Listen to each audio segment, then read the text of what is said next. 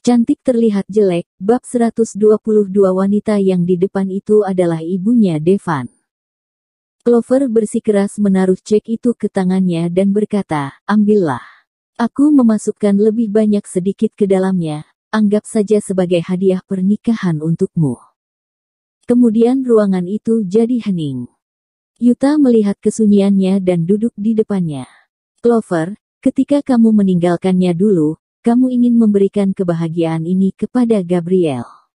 Namun, setelah bertahun-tahun ini, aku pikir dia mungkin tidak bahagia, tapi saudaraku dan Simon, kamu benar-benar tidak peduli atau apa. Dia berbicara kata demi kata, dan matanya menatap wajah Clover. Clover sedikit menggigil, peduli. Apakah dia berpikir aku tidak peduli? Mendongak, dia menatap Yuta, bibir tipisnya terbuka ringan. Aku bagaimana harus menunjukkan kepedulianku? Dia ingin menarik Devan dan Simon kembali ke sisinya, tetapi bagaimana dengan Gabriel? Keluarga mereka dipersatukan kembali. Bagaimana dengan dia? Dia tidak akan bisa punya anak lagi. Kelak dia harus bagaimana? Tapi kalau kamu begini, bukankah sama saja dengan membuat semuanya sengsara? Clover menyeka bibirnya, menundukkan kepalanya, dan memutar jari-jarinya yang ramping. Dia tidak bisa mengatakan sepatah kata pun. Dia tahu bahwa jika dia tidak punya jalan keluar, tidak ada yang bisa membujuknya. Dalam beberapa tahun terakhir, Yuta sudah mencoba berkali-kali, dan akhirnya tidak bertanya lebih lanjut lagi. Amy sangat cantik, mendandani dia adalah hal yang sangat menghemat tenaga. Setelah selesai, Clover pergi ke taman. Temukan sebuah sudut yang sunyi, menunggu resepsi pernikahan dimulai. Nona Clover. Tiba-tiba, dia mendengar seseorang memanggilnya. Melihat ke sumber suara itu, bukankah wanita itu yang dia dandani tadi siang? Terkejut, lalu dia berdiri dan berkata, halo, Nyonya, apakah Anda di sini untuk pernikahan? Dia melihat waktu pada saat itu. Upacara pernikahan akan dimulai sekitar 2 jam lagi. Para tamu belum banyak yang hadir, kecuali beberapa karyawan dari orang tua Amy. Sisanya berasal dari kerabat. Kerabat, apakah dia? Aku adalah bibi dari mempelai pria. Wanita itu menghampirinya, menunjuk ke kursi di depannya dan memberi isyarat untuk duduk. Bibi. Clover menebak-nebak hubungan kerabat itu di hatinya. Bibi. Apakah itu saudara ipar ibunya Yuta? Karena dia pernah mendengar Yuta mengatakan bahwa dia hanya memiliki satu paman, ayahnya Devan, dan yang ini. Memikirkan hal ini, dia hanya duduk sebentar dan tiba-tiba berdiri lagi. Wanita di depannya adalah ibu Devan, neneknya Simon. Dia memegang tangan tas itu dengan erat. Ibu Devan bingung. Nona Clover, ini ada apa? Oh. Aku barusan terpikir, aku harus mendandani pengantin wanita, jadi aku minta maaf harus pergi dulu. Setelah itu, dia hampir terlihat sedang berlari meninggalkan tempat itu. Dia terlihat mirip dengan Simon.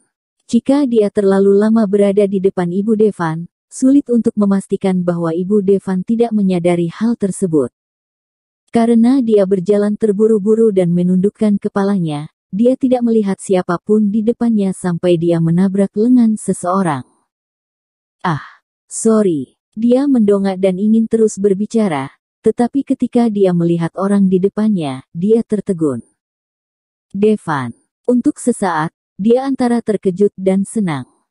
Apa yang kamu lakukan di sini? Nadanya dingin, dengan kecurigaan, membuat Clover tertegun. Kemudian dia melihat ke belakang, membuka mulutnya dan berkata dengan sarkastik, Tuan, apakah Anda mengingat dan mengenali aku?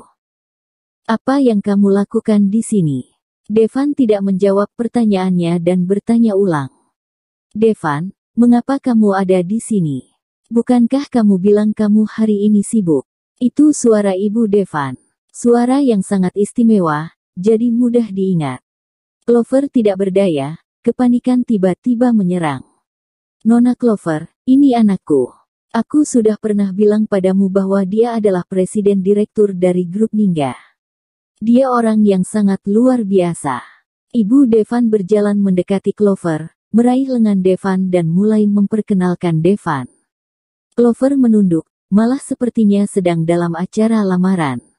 "Ma, kamu kenal dia?" Jelas, Devan agak terkejut bahwa ibunya mengenal Clover.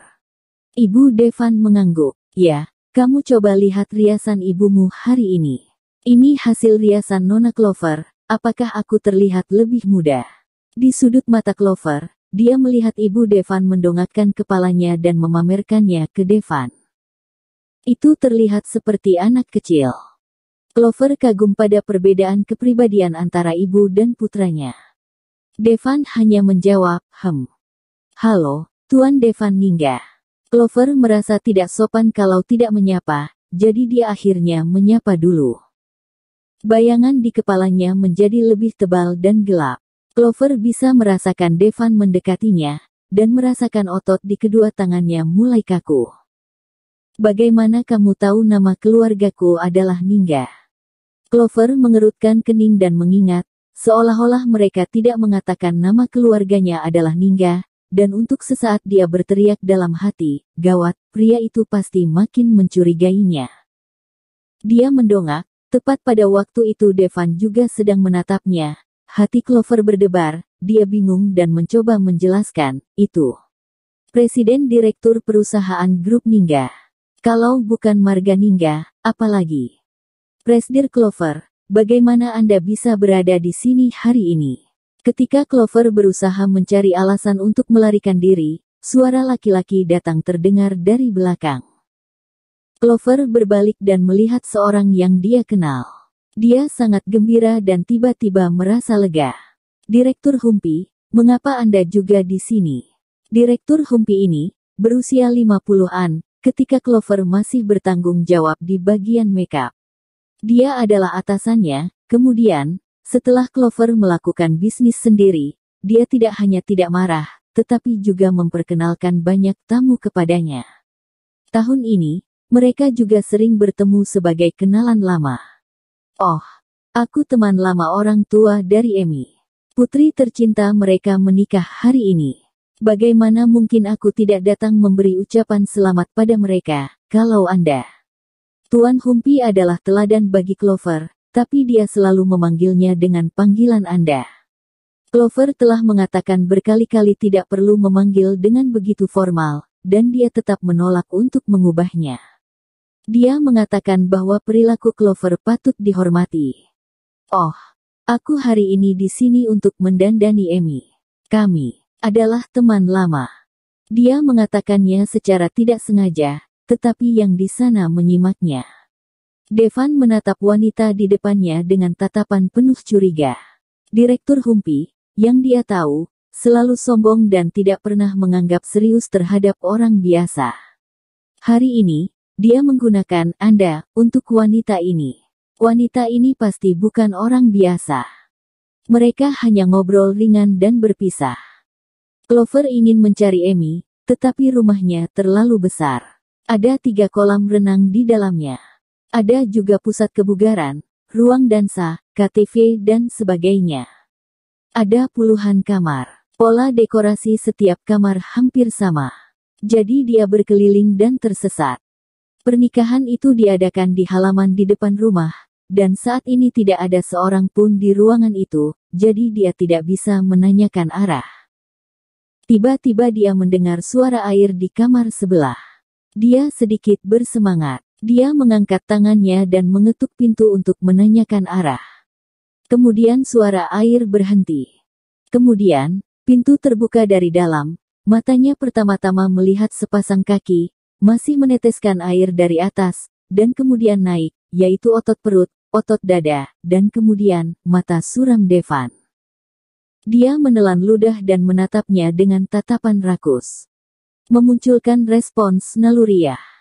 Nona Clover, tampaknya, kekurangan sentuhan pria. Dia berkata, lalu berbalik, mengambil sebatang rokok dari meja, menyalakannya, dan memegangnya di bibirnya yang tipis. Asap melingkar di ujung lidahnya. Dia memicingkan mata pada wanita di depannya.